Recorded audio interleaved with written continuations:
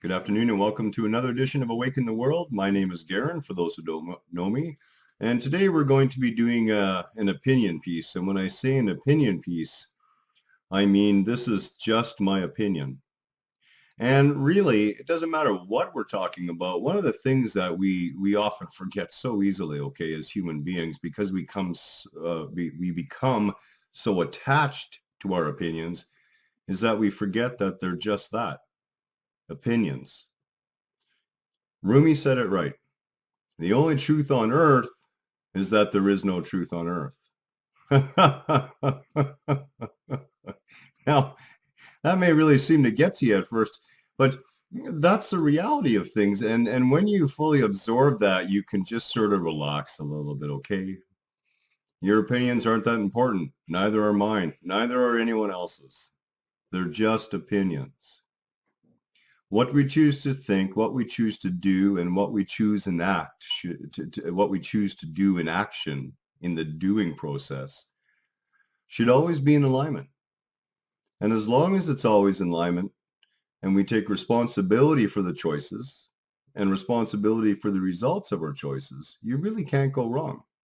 You'll learn. You'll learn on the way. As a species, we're like at the very early stages of play school. And no, I have not been sent here to judge the human race. Well, okay, we'll talk more about that later. Today we're going to be talking about teaching. And as I said, this is an opinion piece. This is simply my take on teaching, okay? I wrote an article a number of years ago that appeared in on a yoga website. And it was about this very subject. You know, teaching is indeed one of the most revered professions in my mind. As a teacher, you are part of the process of bringing the next generation upward in helping them mature, and they're going to become the foundation of the next society. They are the root of the societal change that can manifest. And quite clearly, in our current education system, especially in the public one, okay, and there are some private academies, unfortunately very expensive, that do delve into these other areas, and they are fantastic, but it really should be mainstream. The public school systems we have, what we're doing is we're producing a clone of ourselves over and over and over again. We teach things the same way. We fill their heads with what we would call facts out of history. And as I said, if you haven't seen the video on history, it's a cute little one to watch. And I say in it his story, and I mean that generic of gender, okay? Literally, history is just that, a story from one point of view, just as your opinion is just a story from one point of view. The problem comes in when we start buying our own stories too much. And that's what we do in a lot of things, okay? So in the school system today, we have a bunch of really well-meaning teachers who probably got in under those circumstances, a desire to take part in educating the upcoming generation, the children who would one day turn into adults and could instigate change in a society desperately in need of it and not wanting to take part in actually doing it. This is the gift that teachers impart upon our children. And we have in times past, and certainly to a degree today, still view teachers and treat teachers as almost second-class professionals. They're not white collar and they're not blue collar. They're in between somewhere, and they should do it all for less. That doesn't speak very well about how we see ourselves and how we view our children. Now, part of that has to do with the dysfunctional system, and that dysfunctional system is created by people.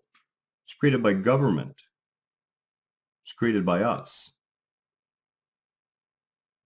You know, if you look at what's truly valuable when you leave high school, you could have probably done 1 year of math, maybe two. No, you wouldn't even needed that. You could have done 1 year of math and English and science. And and I'm talking at the senior high school, so let's say 10, 11, and 12. 1 year of math in English and science, the three cores, and the other 2 years interspersed with everything from management and resolution, okay, feeding yourself as a new and upcoming adult. I mean, I'm sorry to report that our 16-year-old boy, I watched him try to make Kraft dinner the other day. And after 25 minutes of him sitting there staring at the pot, I could finally take it no more and explain to him that if he ever wanted the water to boil, he had to turn it up past 4 and put a lid on it. This is the state of being of so many of our youth. Why? The parents are gone to work. They don't have time to teach it. And the Dairy Queen or the McDonald's or the junk food place is just down the road. Or there's a parent that's making everything and the child is learning nothing because mom is doing everything or dad is doing everything or the cook is doing everything. You know, so we could teach our children about food. We could teach our children how to look after themselves. We could introduce them to yoga and meditation. And I believe those things should extend right through from preschool. Yoga and meditation, and you would change the entire world in a single generation, just on those two subjects alone.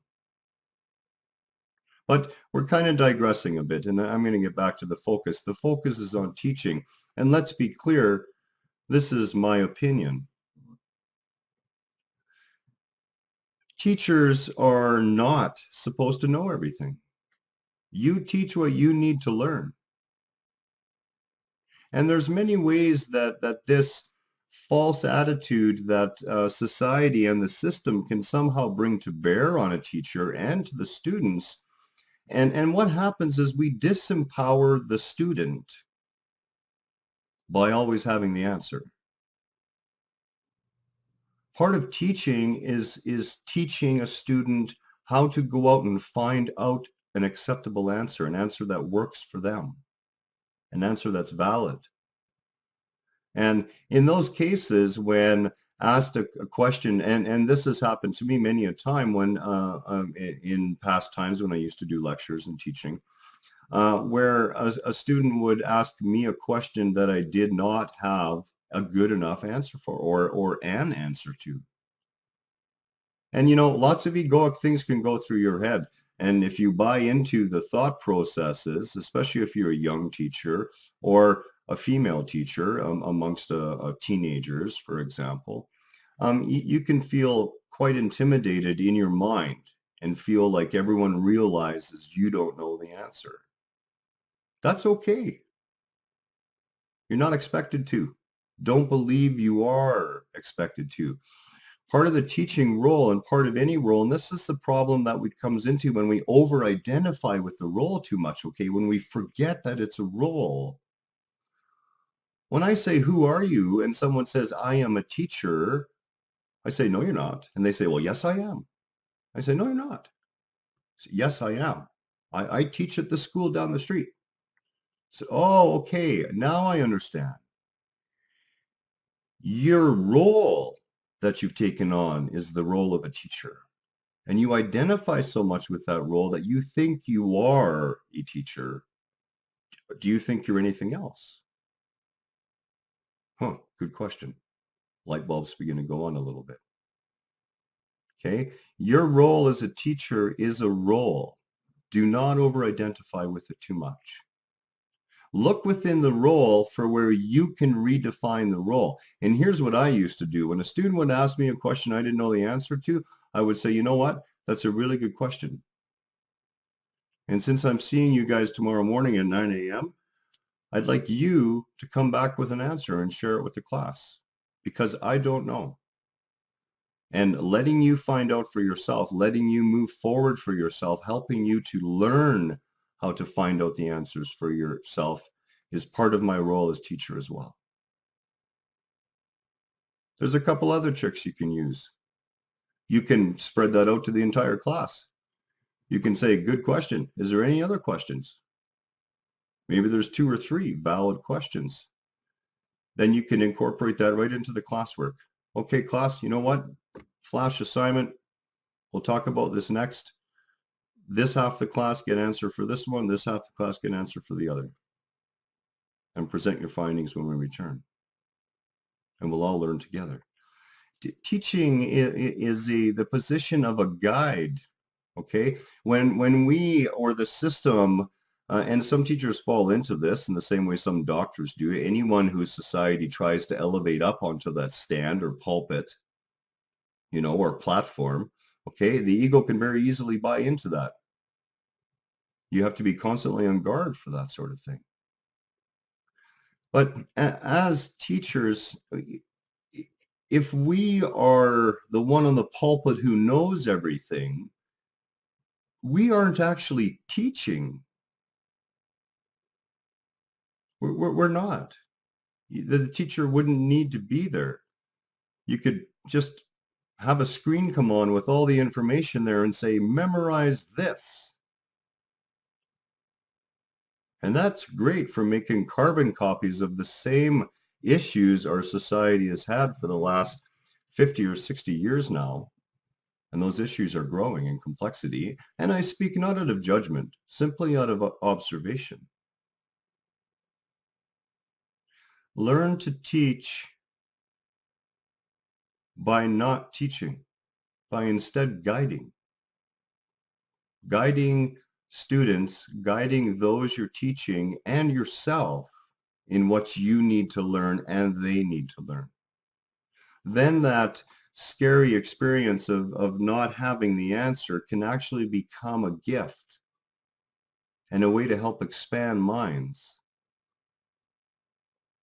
And as far as teachers who are struggling today with the way the system works, especially in what's becoming a more and more rough school situation with what's happening to youth around the planet.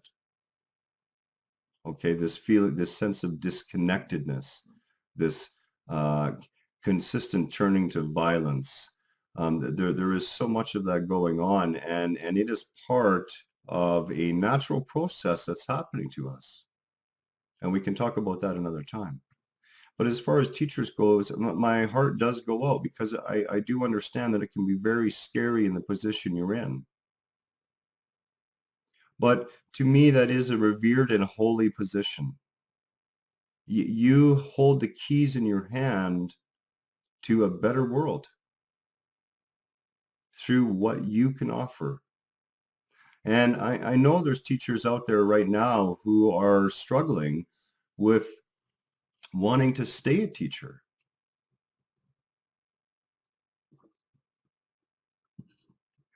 Many of them are considering different careers, considering moving on. It's becoming too stressful.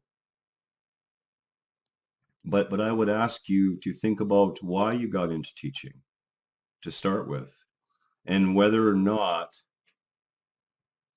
it is your over-identification with the role, whether it is your view of the role that is causing most of your concerns. Again, thoughts and perceptions. We buy into those way too much. I can imagine a teacher standing up at the front of the class and not knowing the answer to give the students and feeling quite diminished by that. And I would recommend that you allow that diminishment to occur and see that the only thing that's being diminished was your identification to the role, not you as a living being. Teaching is sacred. When we teach from a place of humbleness, from a place of acceptance that we do not have all the answers, we open ourselves to learning. And this is what I have found. When I am asked questions, if I don't feel I have enough information on the subject myself, I go out and I do additional research so that I can bring a balanced and objective opinion to deliver via video to the audience, to all of you, my brothers and sisters. The same holds true with you as a teacher. You have the ability to deliver your interpretation of the role. Never be afraid to be the one to start to institute change. You can walk in and sit down with the principal and say, here's what I'm finding. Here's my concern. Here's what's happening so far. How can I expand my role? Or here's some ideas I have to expand the role within the confines of the system. What works here? What can we use? What can we do? As with most things, it is our own perception that queers the experience. And we have to be willing to look close enough at ourselves and see if we are actually being objective in our view of ourselves as a teacher or ourselves in a position of teaching, as I find myself in. I do not take it lightly, and I ask that you do not either. That being said, there's a million ways to teach, a million places to teach in. Teaching English in foreign countries can be a real blessing as well. At the end of the day, teachers should be paid, far more than they are. We should have more respect for those who are entrusted with the care of developing our society into the future, evolution, growth. We do need to change the school system. We need to get that school system back down to basics, back down to earth, reconnecting children with the earth. One of the reasons why we harm the environment so much, my wife and I notice this all the time. We'll be out in our backyard and we can see the entire stretch of 9 other condo units, and no one's ever outside. All summer long, we see no one. We're out in our yard as often as possible, and the neighborhood is empty. People are so disconnected. We need to keep our connected children. We need to reconnect our children. We need to stop the disconnection that happens and instill that right into the school system. If you are a teacher, if you have ever taught, if you've ever considered teaching, much blessings upon you. I am amazed at your willingness to give that sort of a gift. It's a beautiful gift when we share and teach and learn with and through others. Namaste to you all, and as usual, we'll talk to you again.